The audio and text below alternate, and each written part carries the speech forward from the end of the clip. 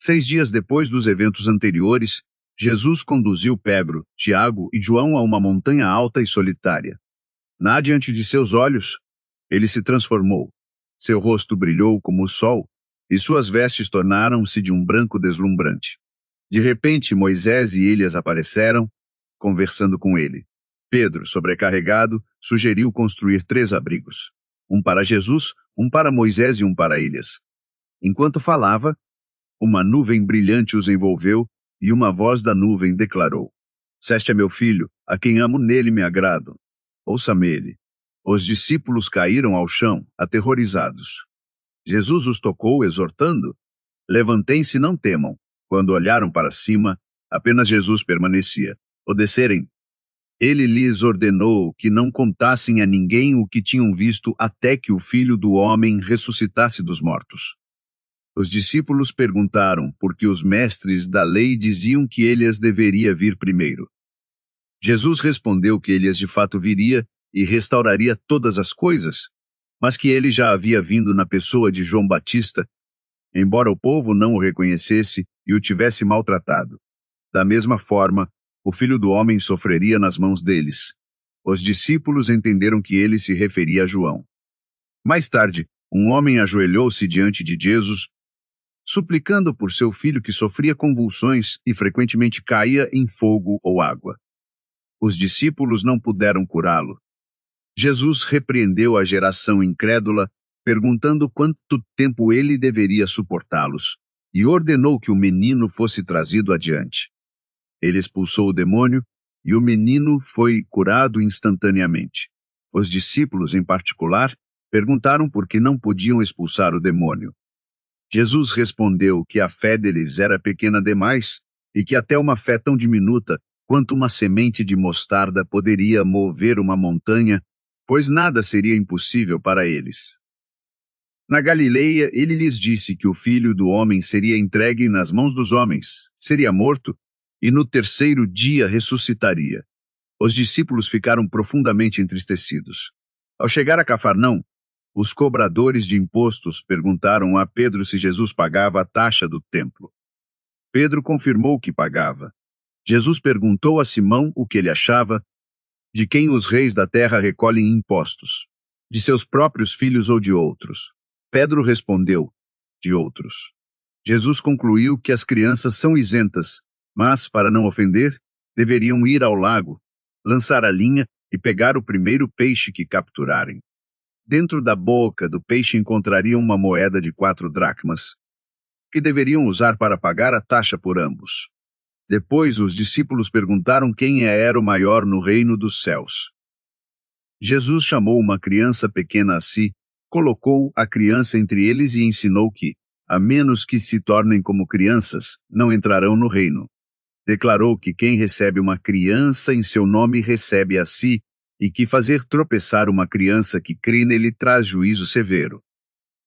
Avisou que tudo o que faz tropeçar outros traz aflição, e exortou a remover qualquer mão, pé ou olho que conduza ao pecado, pois é melhor entrar na vida aleijado do que ser lançado ao fogo eterno.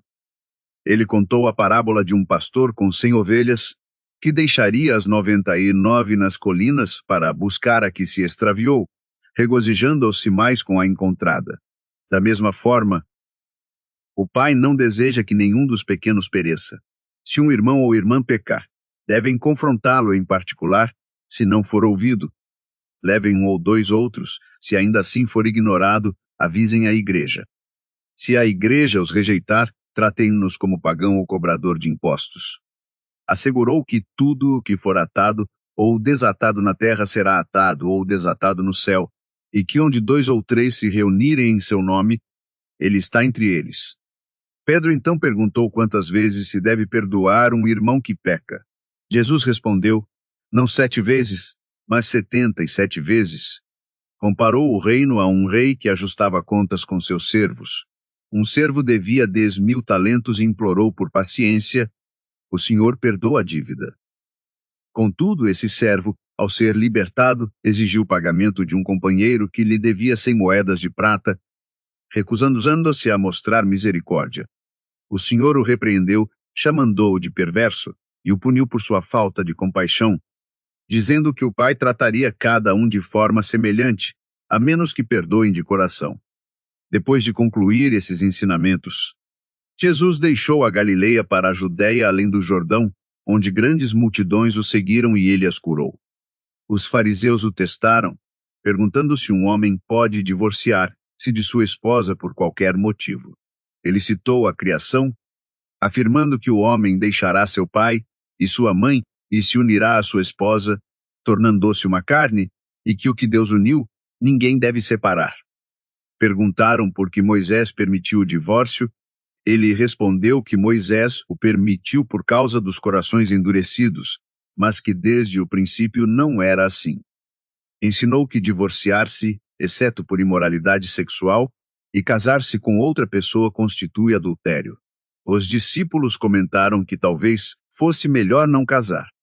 Jesus respondeu que nem todos podem aceitar esse chamado, mas alguns nascem eunucos, outros são feitos eunucos por outros, e alguns escolhem o celibato por causa do reino.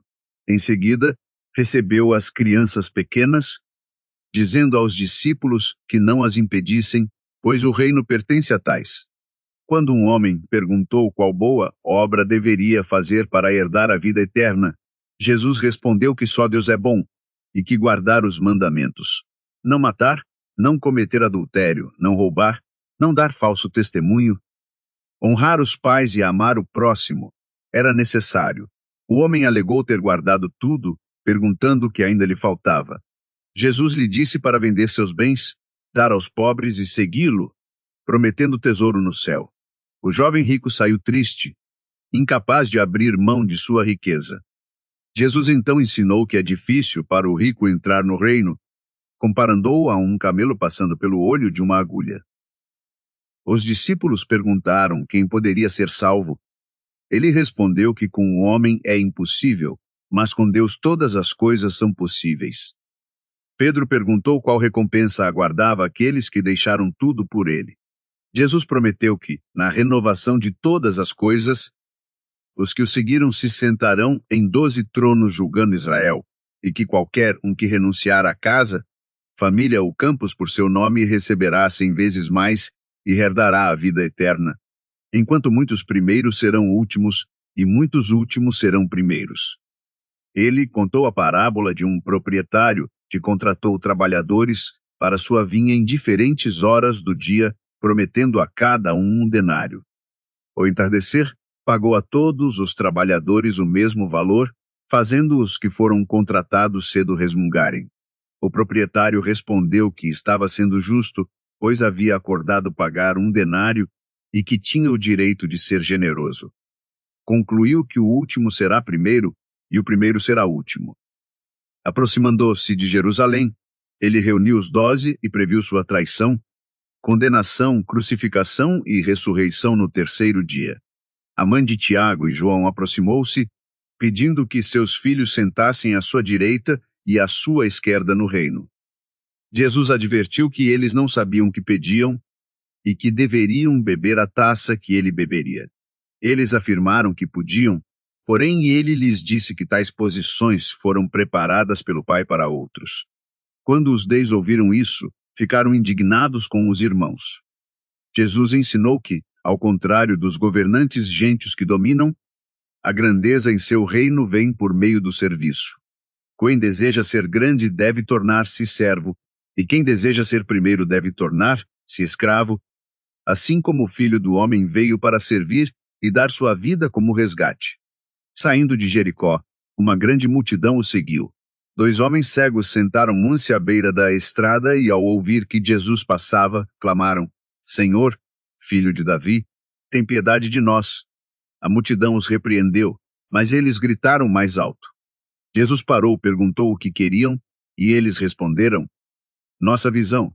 Movido de compaixão, ele tocou seus olhos, e imediatamente receberam vista e o seguiram.